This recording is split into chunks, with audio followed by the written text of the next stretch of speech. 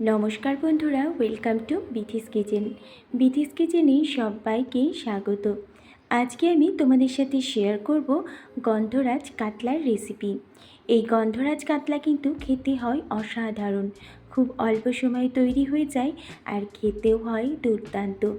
তাহলে দেখে নেওয়া যাক গন্ধরাজ কাতলার রেসিপি। আমি কিভাবে এই গন্ধরাজ কাতলাটা তৈরি করি, পুরো ভিডিওটা দেখার অনুরোধ রইল। গন্ধরাজ কাতলা তৈরি করার জন্য এখানে আমি নিয়েছি 6 পিস কাতলা মাছ। আর মাছগুলো ধুয়ে পরিষ্কার করে নিয়ে তারপরে ম্যারিনেট করে নেব। তার জন্য দিয়ে দিচ্ছি পরিমাণ মতো লবণ, আর দিয়ে দিচ্ছি হাফ টিস্পুন গোলমরিচের গুঁড়ো। এবার লবণ আর গোলমরিচের গুঁড়ো দিয়ে মাছটা খুব ভালো করে মাখিয়ে নিতে হবে। এখানে আমি হলুদের ব্যবহার করছি না, লবণ আর গোলমরিচ গুঁড়ো দিয়ে মাছটাকে খুব সুন্দর করে মাখিয়ে এটা আমি রেস্টে রেখে দেব। তারপরে মাছের জন্য কিছু মশলা রেডি করে নেব। প্রথমে এখানে দিয়ে দিচ্ছি একটা বড় সাইজের পেঁয়াজ, এটা টুকরো করে কেটে নিয়েছি। আর দিয়ে দিচ্ছি 8 থেকে 10টা রসুন, আর দিয়ে দেব পাকা লঙ্কা। তারপরে দিয়ে দেব একটু আদা স্লাইস। এবার সমস্ত কিছু খুব সুন্দর করে একটা মিহি পেস্ট তৈরি করে নেব। দেখো পেস্টটা তৈরি করা হয়ে গেছে।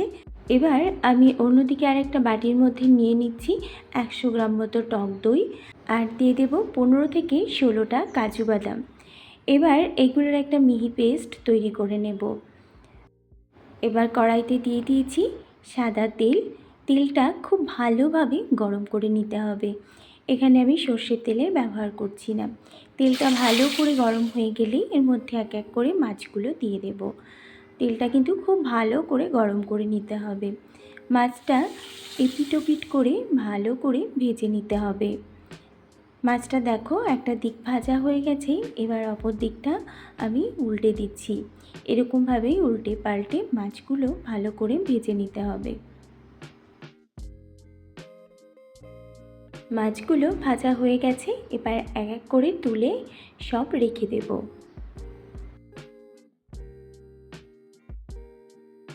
মাছ ভাজা তেলের মধ্যে আমি ফোড়নে দিয়ে দিচ্ছি গোটা গরম মশলা, এলাচ, দারুচিনি, লবঙ্গ আর একটু জয়িত্রীর ফুল। দেখো ফোড়নটা খুব সুন্দরভাবে যখন ভাজা হয়ে যাবে তখন এর মধ্যে দিয়ে দেব পেঁয়াজ, আদা, কাঁচা লঙ্কা আর রসুনের পেস্ট। এবার এই মশলাটা খুব সুন্দর করে ভেজে নিতে হবে যতক্ষণ না পর্যন্ত এটা থেকে কাঁচা গন্ধটা চলে যায় আর মশলা থেকে তেল ছেড়ে না আসা পর্যন্ত এটা কিন্তু আমি ভালো করে কষিয়ে নেব। এর মধ্যে দিয়ে দিচ্ছি সামান্য একটু লবণ। লবণটা দিয়ে ভালো করে মশলাটা কষালে মশলাটা কিন্তু আর ছিটকবে না, আর সুন্দরভাবে এটা কষানো হয়ে যাবে। কোনো বন্ধু যদি আমার চ্যানেলে নতুন হয়ে থাকো, আমার চ্যানেলটা সাবস্ক্রাইব করে নিয়ে পাশে থাকার অনুরোধ করব। আর পাশে থাকা বেল আইকনটা অবশ্যই একবার প্রেস করে দেবে, কারণ আমি চ্যানেলে যখন নতুন কোনো রেসিপি দেব তোমাদের কাছে খুব তাড়াতাড়ি পৌঁছে যাবে। দেখো মশলাটা সুন্দরভাবে কষানো হয়ে গেছে আর মশলা থেকে তেলও ছেড়ে এসেছে। এইবার গ্যাসের ফ্লেমটা একদম লোতে করে দিয়ে আমি এর মধ্যে দিয়ে দিচ্ছি কাজু বাদাম আর দইয়ের পেস্ট। তারপরে দিয়ে দিচ্ছি 1 টিস্পুন কাশ্মীরি লঙ্কা গুঁড়ো, আর দিয়ে দিচ্ছি ধনে গুঁড়ো 1 টিস্পুন, আর 1 টিস্পুন জিরে গুঁড়ো দিয়েছি, আর দিয়ে দিচ্ছি সামান্য একটু গোলমরিচের গুঁড়ো। এবার এই সমস্ত কিছু খুব সুন্দর করে কষিয়ে নেব। আর গ্যাসের ফ্লেমটা কিন্তু এই সময় অবশ্যই লোতে রাখতে হবে, যেহেতু এখানে টক দই দিয়েছি আর কাজু বাদাম, তাই যদি হাই ফ্লেমে আমি এটা কষাই তাহলে কিন্তু কড়াইয়ের নিচে লেগে যাওয়ার সম্ভাবনা থাকবে। তাই লো ফ্লেমে কিন্তু এটা কষিয়ে নিতে হবে। দেখো লো ফ্লেমে ভালো করে এটা কষিয়ে নিচ্ছি। যতক্ষণ না পর্যন্ত এটা থেকে তেল ছেড়ে আসছে ততক্ষণ এটা কষিয়ে নিতে হবে। মশলাটাও খুব সুন্দরভাবে কষিয়ে নেওয়া হয়ে গেছে, আর দেখো মশলাটা থেকে অনেকটা তেল ছেড়ে এসেছে। এইবার আমি এর মধ্যে দিয়ে দেব গরম জল, আর এখানে কিন্তু অবশ্যই একটু গরম জল ব্যবহার করার চেষ্টা করবে, তাহলে তরকারির কালার আর টেস্ট দুটোই কিন্তু খুব সুন্দর হয়। জলটা দিয়ে মশলার সাথে ভালোভাবে একটু মিশিয়ে নিচ্ছি।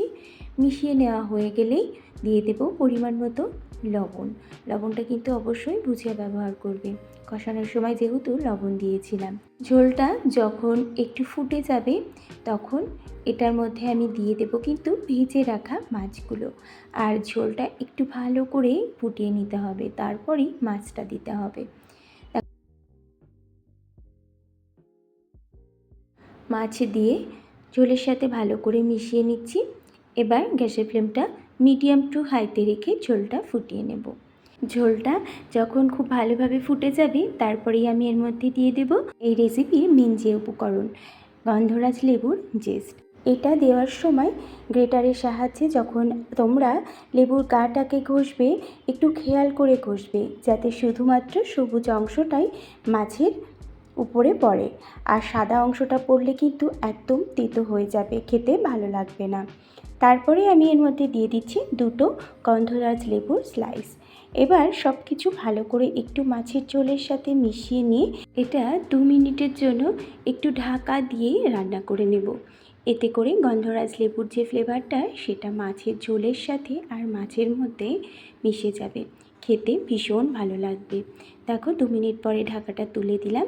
এবার আমি গ্যাসের ফ্লেমটা অফ করে দেব। গন্ধরাজ কাতলা কিন্তু একদম পারফেক্টভাবে তৈরি হয়ে গেছে। এবার এটা গরম গরম সার্ভ করে নিতে হবে। গরম ভাতের সাথে এরকম গন্ধরাজ কাতলা কিন্তু অপূর্ব লাগবে। তোমরা অবশ্যই বাড়িতে একবার বানিয়ে দেখতে পারো। খুব কম সময়ে এটা তৈরি হয়ে যায়, খেতেও হয় দুর্দান্ত। তাহলে বন্ধুরা, আমার আজকের এই গন্ধরাজ কাতলার রেসিপি তোমাদের কেমন লাগলো অবশ্যই কিন্তু কমেন্ট করে জানাবে। আর আমার এই রেসিপিগুলো যদি তোমাদের একটু হলেও ভালো লাগে তাহলে লাইক, কমেন্ট আর শেয়ার করার অনুরোধ রইল। আজ তাহলে আসি, আবার হাজির হব অন্য কোনো রেসিপি নিয়ে।